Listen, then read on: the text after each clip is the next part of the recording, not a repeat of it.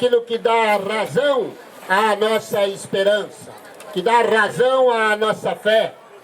A fé significa ser testemunho de Jesus Cristo ressuscitado. Por isso perguntávamos aos irmãos, quem é Deus para você? Para que serve Deus na sua vida?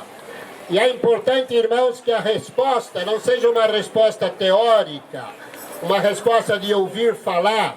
O nosso Deus não é um Deus de ouvido, mas é um Deus que age, que atua e que está agindo no meio de nós hoje, neste dia. Não é importante simplesmente que nós estejamos aqui, que nós cantemos, que nós dancemos, mas é importante que Deus haja, que Deus se manifeste, que Deus se faça presente na vida das pessoas que estão escutando esta palavra. Esta é a força da pregação, que entre aquele que fala e aquele que escuta, haja o Espírito Santo para suscitar no coração daquele que crê esta vitória de Jesus Cristo ressuscitado. Por isso Deus não é um Deus de ouvir falar, mas é um Deus que temos experimentado na nossa vida. Se nós pegamos a Escritura, se pegamos a palavra de Deus, vemos personagens, vemos pessoas concretas que manifestam a presença de Deus, a ação de Deus, a força de Deus, a misericórdia de Deus, o amor de Deus manifestado no meio do mundo. Se nós perguntamos a Abraão, a igreja diz, a tradição diz que Abraão é o pai da fé. Perguntamos a Abraão, Abraão, quem é Deus para você? E Abraão não falaria muitas palavras, mas daria fatos e exemplos concretos. Abraão diria, vem aqui, Isaac. E viria o seu filho pequeno. E Abraão diria, este é meu filho, que nasceu da minha mulher Sara, que era estéril. Pode ser que muitos de vocês conheçam, já ouviram a história de Abraão. A história de Abraão diz que Abraão caminhava como um nômade, como um sem um lugar fixo para morar. E Abraão queria que realizasse na vida dele a felicidade.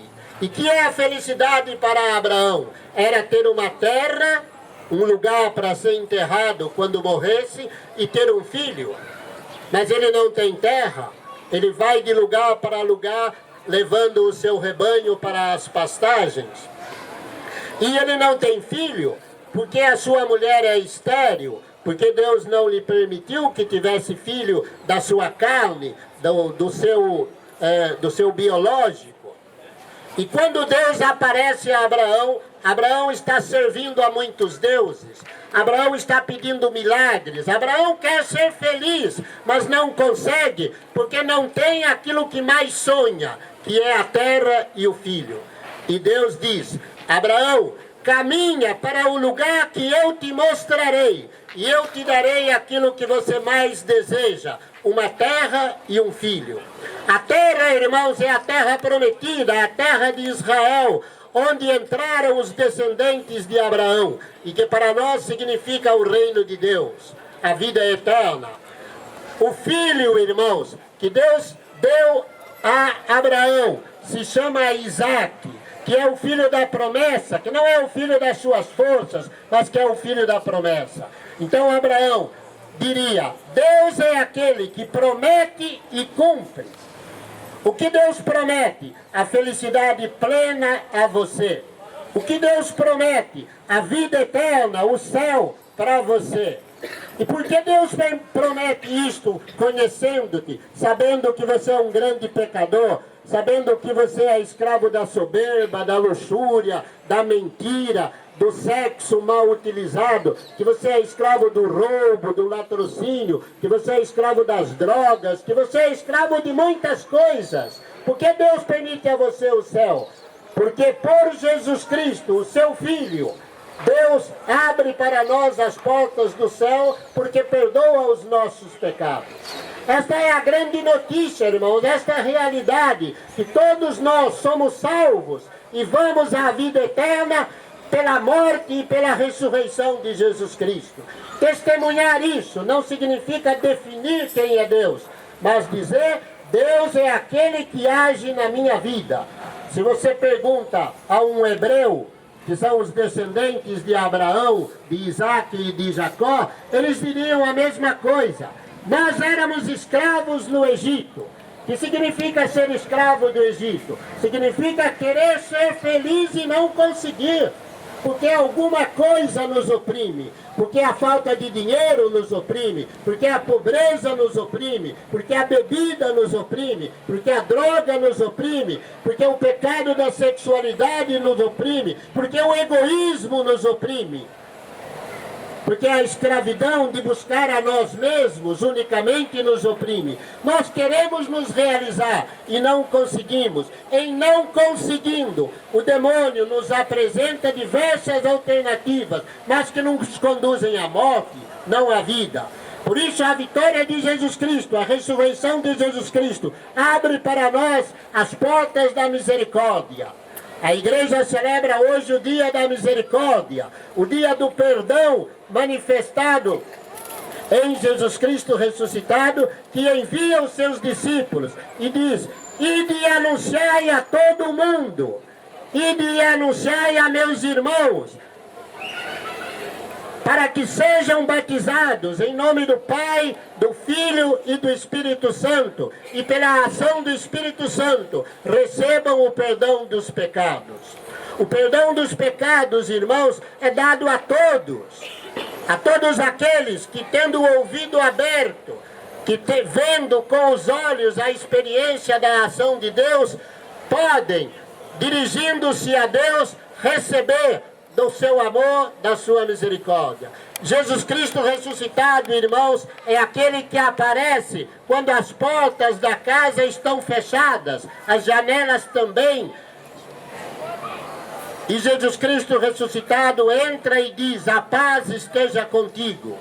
Também, irmãos, do nosso coração fechado, portas e janelas, o nosso coração duro, o nosso coração de pedra, Jesus Cristo ressuscitado entra e diz: a paz esteja contigo. Olha as minhas mãos, olha o sinal dos pregos, dos cravos na cruz, olha os meus pés, o sinal dos cravos, olha o meu lado que foi transpassado pela espada, olha a minha cabeça ensanguentada, olha as marcas da crucifixão. Jesus Cristo ressuscitado se apresenta como aquele que entrou na cruz, aquele que entrou na morte, para que a nossa morte fosse vencida, para que os acontecimentos da nossa vida sejam iluminados. Esta é a boa notícia, irmãos. Deus existe e Deus nos ama. Deus nos perdoa em Jesus Cristo. Deus muda a nossa vida e a nossa história pela ação do Espírito Santo. Quem é Deus para você? E você pode gritar, irmãos, em altos brados: Deus é aquele que ilumina a minha vida, que dirige a minha história, que abre os caminhos. É aquele que em Jesus Cristo venceu a morte, de forma que o sofrimento, a doença, o pecado, tudo aquilo que nos oprime, tudo aquilo que nos mata, tudo aquilo que nos destrói, possa ser vencido pela força da ressurreição de Jesus Cristo. Esta é a boa notícia, irmãos. Por isso nós estamos aqui para testemunhar e para convidar aos irmãos a viver desta boa notícia, a viver deste acontecimento, a cantar, a exultar de alegria por tudo aquilo que Deus tem realizado no meio de nós. Abramos a roda, vamos cantar o Daenu com toda a nossa força, com toda a nossa alegria, testemunhando a Jesus Cristo ressuscitado, vivo, presente no meio de nós.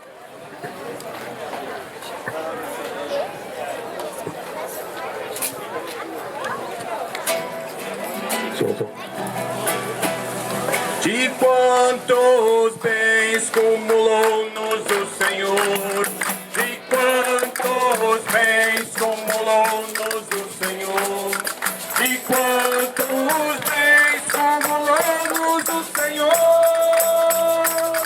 de quantos bens cumulou-nos o Senhor.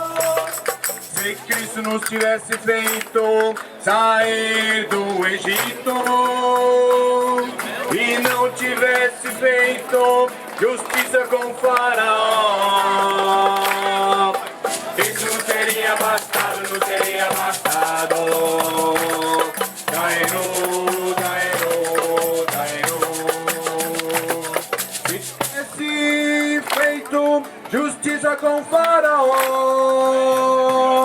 e não nos tivesse libertado de todos os ídolos, isso não teria bastado, não teria bastado.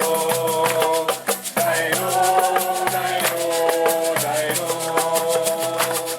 Se nos tivesse feito entrar na igreja e não nos tivesse construído em nós o seu templo,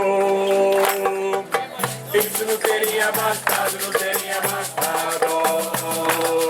Daero, daero, daero. Se tivesse construído em nós o seu templo e não nos tivesse enviado o seu Santo Espírito, isso não teria bastado, não teria bastado. Daero, daero, daero. Tanto mais nós temos que dar graças ao Senhor, tanto mais nós temos que dar graças ao Senhor, tanto mais nós temos que dar graças ao Senhor, tanto mais nós temos que dar graças ao Senhor, que nos deu a nova aliança, que nos deu a nova aliança, que nos fez entrar na igreja, que nos fez entrar na igreja, que construiu em nós o seu templo, que construiu em nós o seu templo. Aleluia, aleluia, aleluia, aleluia, aleluia, aleluia, aleluia, aleluia, aleluia, aleluia, aleluia, aleluia, aleluia, aleluia, aleluia.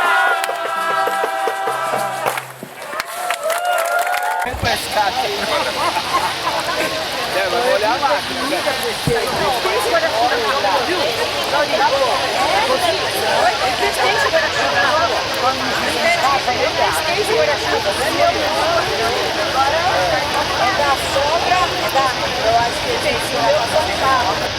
Penso que a palavra de Deus foi anunciada.